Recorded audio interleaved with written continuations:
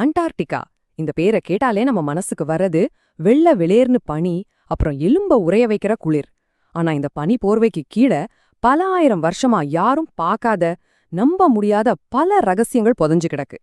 வாங்க அந்த மர்ம உலகத்துக்குள்ள ஒரு பயணம் போயிட்டு வரலாம்.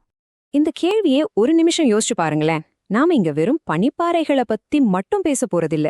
நம்ம கற்பனைக்கே எட்டாத ஏகப்பட்ட புதிர்கள் நிறைஞ்ச ஒரு உலகத்தை பத்தி தான் பார்க்க போறோம். முதல்ல அந்த இடத்த கொஞ்சம் இமேஜின் பண்ணி பாருங்க. -80°C. அப்பாப்பா, மனுஷங்க உயிர் வாழ்றதே கிட்டத்தட்ட அசாத்தியமான ஒரு உறைபனி உலகம் அது. அது மட்டும் இல்ல, வருஷத்துல பல மாசங்களுக்கு சூரிய வெளிச்சமே இருக்காது, முழுசா இருட்டுதான். இந்த தனிமையும் இருட்டும் அந்த இடத்துக்கு இன்னும் ஒரு மர்மமான தோற்றத்தை கொடுக்குது இல்லையா? இந்த மாதிரி ஒரு கடுமையான சூழல்தான் பல ஆயிரம் வருஷமா, ஏன் மில்லியன் கணக்கான வருஷங்களா பல ரகசியங்களை பனிக்கு அடியில ரொம்ப பத்திரமா புதிச்சு வச்சிருக்கு. நாம இப்ப அந்த ரகசியங்களை ஒன்னொன்னா தேடி போக போறோம். ஆமா, அண்டார்டிகா ஒரு உறைஞ்சு போன புதிர் மாதிரிதான். அந்த பனிக்கு கீழே என்ன இருக்குன்னு நமக்கு இன்னும் முழுசா தெரியாது. சரி வாங்க, அங்க கண்டுபிடிச்ச சில விசித்திரமான மர்மங்களை இப்போ பார்க்கலாம். நம்மளோட முதல் ஸ்டாப் பாக்குறதுக்கே ரொம்ப வினோதமா இருக்கிற ரத்த அருவிகள். கண்ணுக்கு எட்டுன தூரம் வரைக்கும் வெள்ளை விளையர்னு இருக்கிற பனிக்கு நடுவுல ஒரு பனி ஆத்துல இருந்து ரத்த கலர்ல ஒரு அருவி கொட்டினா எப்படி இருக்கும்? விஞ்ஞானிகள் முதல் முறையா இத பார்த்தப்போ அவங்களுக்கே தலை சுத்திடுச்சு. இந்த டேலர் பனியாத்துல வர்ற ரத்த சிவப்பு நிற தண்ணிக்கு என்ன காரணம்? இது ஏதாச்சும் அமானுஷ்யமா இருக்குமோன்னு கூட யோசிச்சாங்க. முதல்ல இது ஏதோ ஒரு சிவப்பு நிற பாசியால வருதுன்னு நினைச்சாங்க. ஆனா உண்மை அதை விட ரொம்பவே ஆச்சரியமா இருந்துச்சு.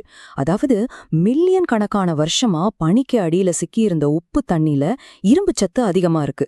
அந்த தண்ணி இப்போ வெளியில காத்துல படும்போது இரும்பு துருப்பிடிக்கிற மாதிரி ஆக்சிஜனேட்டமாகி ரத்த சிவப்பு நிறத்துக்கு மாறுது.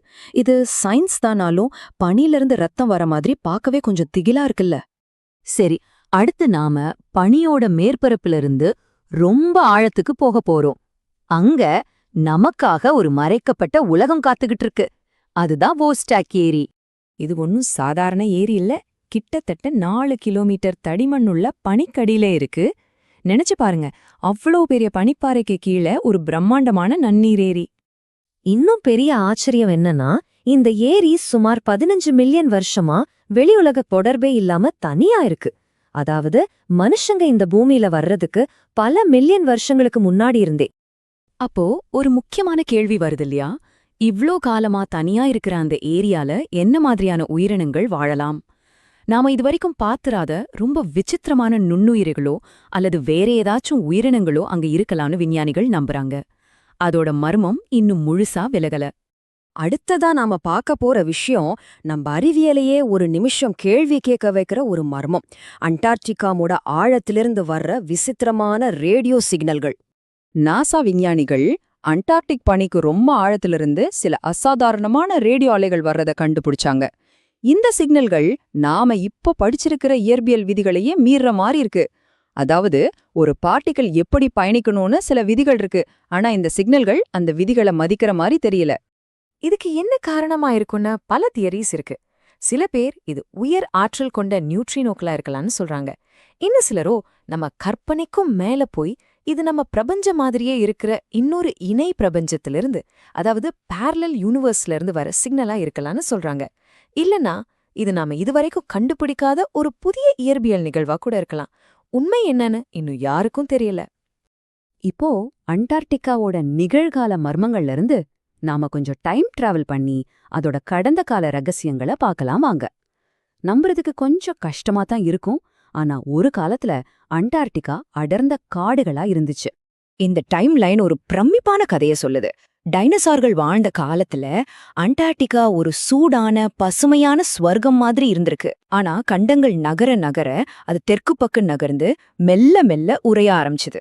இன்னைக்கு அந்த பழங்காலத்து பசுமையான உலகத்தையே தனக்குள்ள புதைச்சுக்கிட்டு ஒரு பெரிய உறைபனி கண்டமா நிக்குது. அந்த பனிக்கடியில இன்னைக்கும் டைனோசார்களோட புதைப்படிவங்கள் கிடைக்குது. கடைசியா சேட்டலைட் படங்கள் மூலமா உலகத்தையே திரும்பி பார்க்க வச்ச ஒரு மர்மத்தை பார்க்கலாம். அண்டார்டிகால பிரமிடுகள் இருக்கான்.